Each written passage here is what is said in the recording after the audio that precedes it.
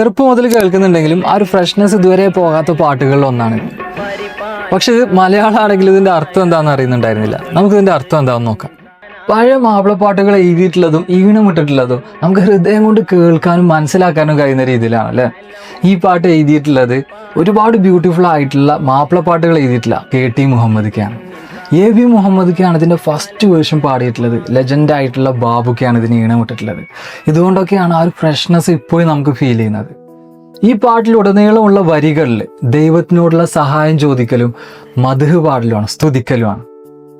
പഴയ മാപ്പിളപ്പാട്ടുകളൊക്കെ സംസ്കൃതം, അറബി, മലയാളം, ഉറുദു, തമിഴ് ഇവയൊക്കെ മിക്സ് ചെയ്തിട്ടാണ് എഴുതിയിട്ടുണ്ടാവുക. അതുകൊണ്ടാണ് പല വാക്കുകളും നമുക്ക് മനസ്സിലാക്കാൻ കഴിയാതെ പോയത്. പകലും രാത്രിയും ഈ ലോകവും പരിപാലിക്കുന്നതിനെ ഞങ്ങളെ സഹായിക്കണമേ. മനുഷ്യനെയും ജിന്നുകളെയും ആകാശത്തുള്ള എല്ലാ മലക്കുകളും ഉൾപ്പെടെ എല്ലാം നിന്റെ സൃഷ്ടിയല്ലേ. പ്രപഞ്ചത്തിന് തന്നെ വിധി എഴുതിയ പേനയെ ചലിപ്പിച്ചവനെ, സകല അറിവുകളും എഴുതപ്പെട്ടിട്ടുള്ള ലൗഹം മഹ്ഫൂദ് നിശ്ചയിച്ചവരെ. ഈ രണ്ട് വരികളുടെ അർത്ഥം കിട്ടാൻ കുറച്ച് ബുദ്ധിമുട്ടിയിട്ടുണ്ടായിരുന്നു. ഇതിൽ ആദ്യത്തെ വരിയുടെ അർത്ഥം ലഭിച്ചത് ഹദീസ് തുർമുദിയിൽ നിന്നാണ്. അള്ളാഹു ആദ്യം സൃഷ്ടിച്ചത് ഒരു പേനയാണെന്നാണ് നബി അന്ന് പറയുന്നത്.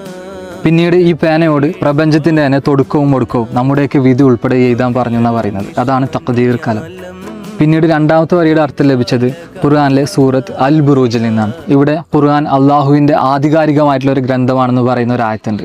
അവിടെയാണ് ലൗഹും മഹ്ഫൂദ് എന്ന ഫലകത്തിനെ മെൻഷൻ ചെയ്യുന്നത്. ഇവിടെ നിന്നാണ് ഖുർആൻ വരുന്നതെന്നാണ് പറയുന്നത്.